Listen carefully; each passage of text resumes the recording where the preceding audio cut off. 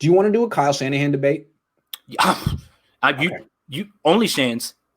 Tell me why Kyle Shanahan is a good head coach. Don't talk to me about his coordinator acumen. I'm not going to argue with a hell of a coordinator. The funny thing is, the other day, Robert Saleh said he's one of the greatest offensive coordinators of all time.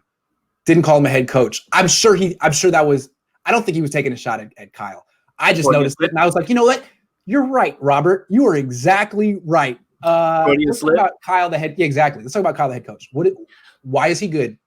So, for me, at times I have issues with the way that he handles the personnel. I have issues sometimes with the way that he puts people in the doghouse and never lets them out. Akilla Weatherspoon found his way out and actually played very well. Last touchdown be damned in week 17, because I don't know many guys that can cover crossers like that on throws like that, regardless. But anyway, I have issues with all those things. At the same time, do it for the Shannon stands. Let's say only Shans, Alec. So my thing is this. Talk to the players, right? You talk to the players and you talk to the players that have played with him, past, present, right? They all say he's the best. There's guys on his team that have been coached by Harbaugh and Shanahan, and they have said that Shanahan is the best coach they've ever played for. I think that what this locker room really respects about him is the fact that when he brings you in the office, he's not sugarcoating anything, and he's going to tell you exactly what's going on, right? True. And that's what I think. I think the fourth coming, sometimes it comes off maybe like a little bit of a jerk with Kyle, but I think players want to know things up front. And I think Kyle does a great job of, one, being honest with them, and two, getting them to believe. So, this team competed every single week, regardless, right? There you go. True. That's a great point. You got to give him credit for that. Every week. Every week. It doesn't matter what their record is. Doesn't. Right. So that's the thing, right? Like, no matter the result, the team competed. So when you watch them compete, kill themselves for coach, you hear what they say, and they say that he's the best coach that they've ever played for, and all those things. And then you throw in the fact that his play designs are genius. Yeah, that's my coach. That's my coach. Okay, so here's the thing. I like him too. I really like Kyle Shanahan. I like covering him. He's a cool guy. I can understand that his players would like him as well. They all seem to have the same kind of personality type as him, hardworking, kind of chill. I'm sure they respect him. How could you not respect him? His play designs are works of art. So they all respect him. They all like him. That doesn't make him a good head coach. He is good at a lot of things. But what I'm going to say that he's deficient is in decision-making. That ultimately is the number one job of a head coach. A coordinator is an idea man. He's got all the great ideas, and ultimately the head coach comes in and says, okay, I like this, I like that. We're going to use this in this situation. We're not going to use this. That's what the head coach does. He's the executive decision maker.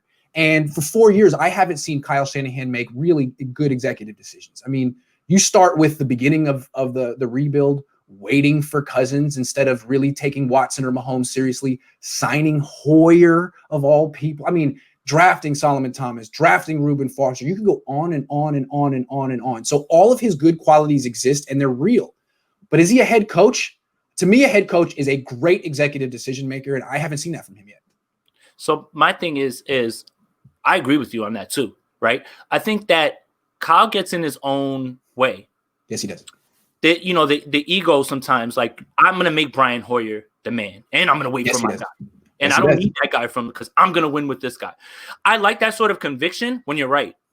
Yes. But he's wrong a lot, man. He's wrong a lot, dude. I mean, I just put out an article, 36 worst decisions the Niners made since 2017. I'm not going to list them, but there's like 9 a year. It's like, dude, trading Buckner, signing Armstead, not drafting a quarterback again, keeping Pettis again. It's like, dude, Tevin Coleman, Jerick McKinnon, Jeff Wilson Jr. just chilling on your bench. Come on, Kyle, man.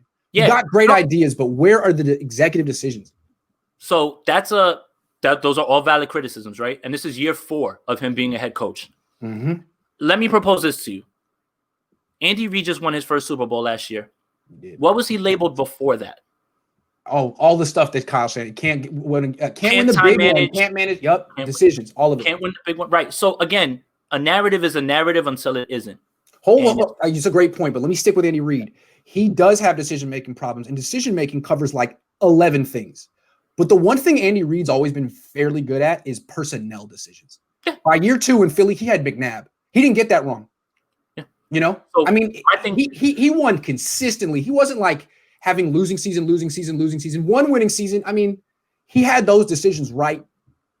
My thing is the book isn't out all the way. No. You know, in year 4, right? Andy Reid's been coaching for 20 something years and had that stigma all over him the entire time. And now one Super Bowl, it's all gone now. Like, so that's the thing, right? Also, if Jimmy had just hit that one throw.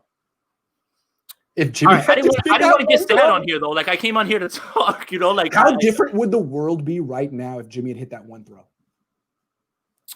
I mean, that throw is the one that everybody looks at, but the throw to Kittle that got knocked down, that he was wide open, like if he hits that, that's game over.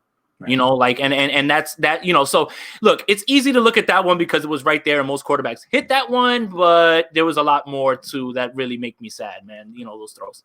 My boy Vish pops in and says 5 straight NFC championships. Andy Reid was pretty good. Kyle Shanahan is going to have to do some work to get in the Andy Reid category. And I'm just saying, Kyle Shanahan is very young. I think he just turned 41. Andy Reid got that job in Philly when he was 41, and by 42, he had Donovan McNabb. So Shanahan, you still got time. You could get your McNabb this year, and you could go on a run.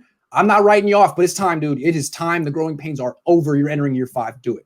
You got to get the quarterback this year. You got to get it right. And if I'm trying my best to tell you who it is, I could be wrong. Don't listen to me. If I say it's Kyle Trask and it's not Kyle Trask, it's your fault. All right? Because I'm not getting paid to make decisions on this team. I'm doing this pro bono. I'm doing the best I can. I haven't even gotten the full coaches tape yet. I'm doing the best.